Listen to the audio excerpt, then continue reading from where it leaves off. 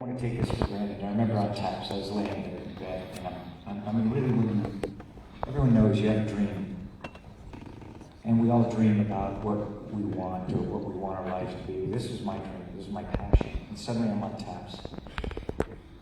And here's George C. Scott, and I'm sitting across from Patton, and I'm playing chess with him. And we're talking about movies, and he's telling me about Dr. Strangelove. And all I wanted to hear was not just didn't want to hear the gossip, but to be able to watch them work, and then to be able to see how it translates to cinema, to understand why do things affect me in a particular way. And I just thought when I was doing taps, I said, please, if I could just do this the rest of my life, I will never take it for granted. And I'll never forget that. I wanted to, and I just realized all I can do is the best I can do every day. That's it. That's it.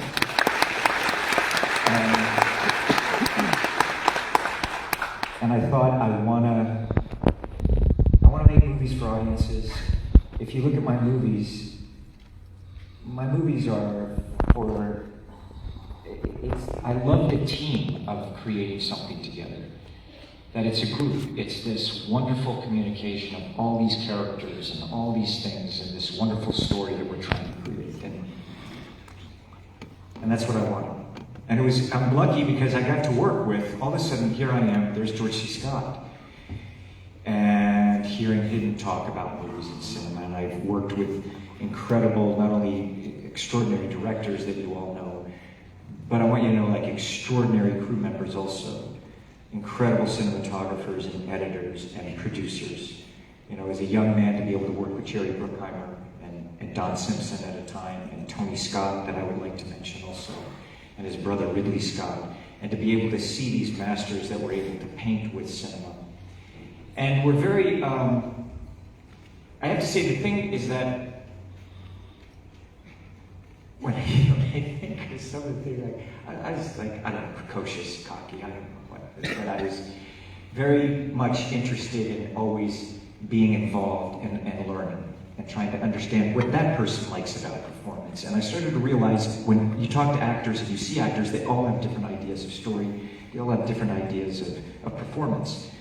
And it was extraordinary. There's Gene Hackman, there's Meryl Streep or Bobby Duvall, but also the cinematographers that I got to work with and understand not just lighting, but lenses, and why those lenses, and why things look the way. I would be on set with Ridley Scott, and I was just there watching him, and I'm how's this going to work? And he would take me to rushes and show me film. It just was magnificent, And these are things that, as a young actor, filmmakers generally didn't want actors to look at film. And I have a viewpoint where, and the guys that are here, actors, they know, it's I want you to see yourself on screen. I want you to understand the lenses. And I tell everyone, the best thing that you can do is study every aspect of your art form to understand how a story is put together, how important your hair and makeup is in your wardrobe, how important the sets are. All of these elements that come together, all of these things that we're constantly striving for, and I always tell people, I say, listen, I want to hear your story. What do you think this movie is? Don't do what I'm telling you to do. I'm trying to get people to a place where they own it for themselves. And I have to tell them, it's this isn't my movie. Don't ever say that to me. This is our movie. And I need everyone's help in contributing to it. And I want to know, and that's the fun of it, where you just see these artisans just come to life. And you see, oh, okay, I'm expected to contribute, And that is, I was lucky that as a young actor, on taps also, I have to say, it was very formative for me making taps, because we rehearsed it was 5 weeks, and I learned an extraordinary amount, and they were very generous. And they allowed me to go see rushes of dailies. And I'm sure you all know, where you go to see film the day after you shoot it, or a couple of days, depending on what location you're in.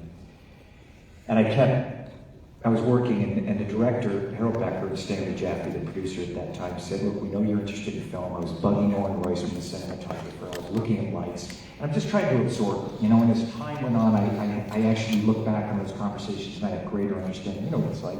Your parents tell you something, you're I'm not so sure. And later you realize, oh my gosh, that's what he was trying to tell me.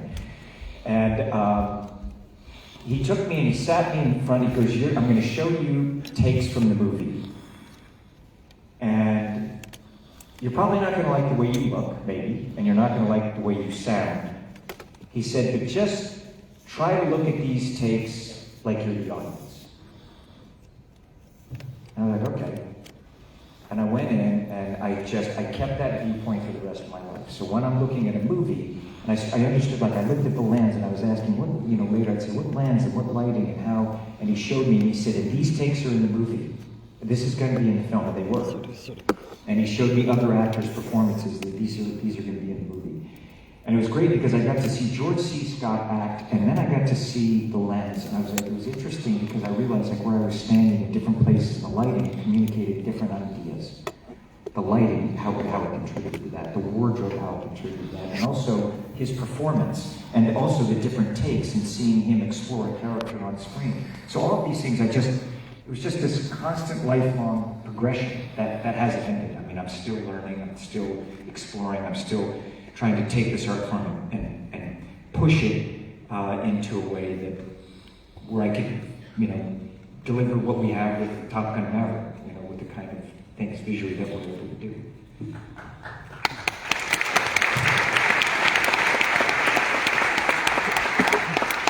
I would like, if you don't mind, talk about the work as an actor. In some of your movies, mostly at the beginning of your career, you're electric. You're all over the place. You're taking all part of the frame. You're moving a lot. You're like, and something changed with one movie. It's Magnolia. It's P.T. Anderson movie. Where in the beginning, he wants you to be like that. When you're Frank McKee and you're this coach on stage, and it's unbelievable how you're moving and you're all over the place and everything. But there is a point in the film, very precise point, when the character goes see his dad, who's dying. He enters the door, and there's a great Philip Seymour Hoffman who's in front of you, and you guys, he's stuck like dogs that are attacking him, and you guys are not moving for like, I don't know, 40 seconds or something like that. And everything changed, and then the dynamic changed, everything is different. It's not the Tom Cruise we know, it's something it's a character that's totally changing. Do you remember that? Do you see what I'm saying? Do you see that how much he used your physicality in another way? And after that, there is other directors things that we'll talk about that later. Well, it's interesting. I remember, you know, even when meeting we were talking about the movie, I was doing Eyes Wide Shut at the time, and then we were talking about this. And he had it written where the character's wearing kind of a preppy Izod shirt, and actually the monologue was something that one of the lines was said in the audience and it wasn't there. And what I did I was like, look, I don't know how to describe these characters, so sometimes as I'm exploring something, because I'm working on it constantly, what I did was I wrote a monologue at the beginning, took some of the notes that were taken from the audience in the scene, and I lit it. And I brought him up to my screen and I said, look, I know you have this Izod khaki character. I said, this is what I feel this character. And I pitched the opening monologue. Basically, I built a stage and I lit it, and I had the opening music. And he came over because we were going to do a wardrobe fitting. And so I essentially, you know, I was exploring that character. And so when you see that whole opening character, he was sitting right in the front row of the seat. I was like, look, I'm just going to show you what I think this character is. And sometimes trying to talk about things, it's better. Like I spend a long time developing characters and working, and I think that in everything, it depends on the story, and it depends on the character, and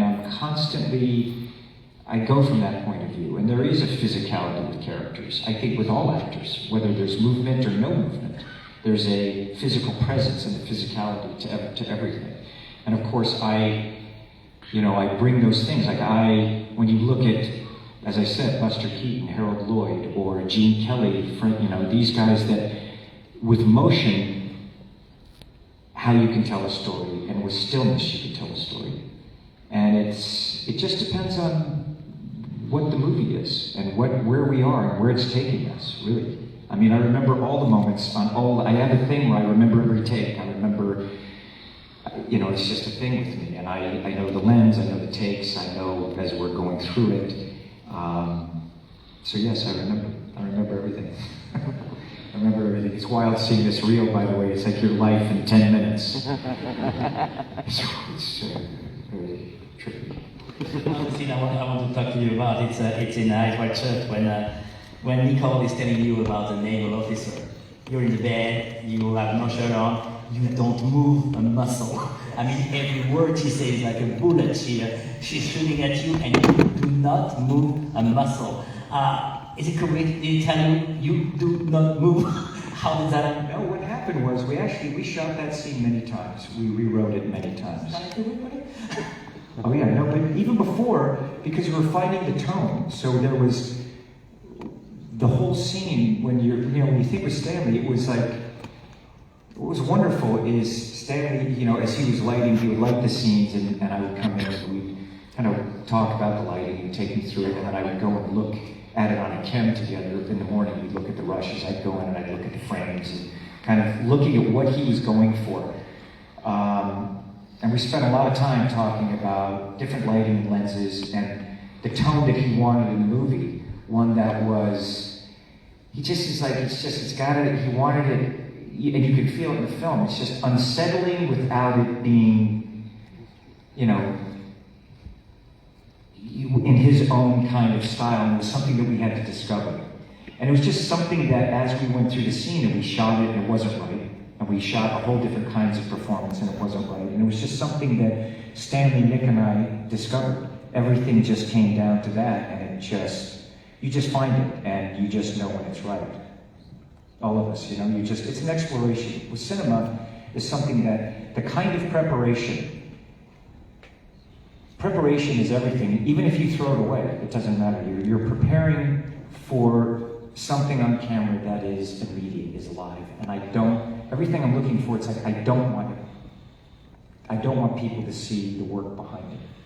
They don't know the work behind it, and I don't want them to see it. I just want them to experience the world.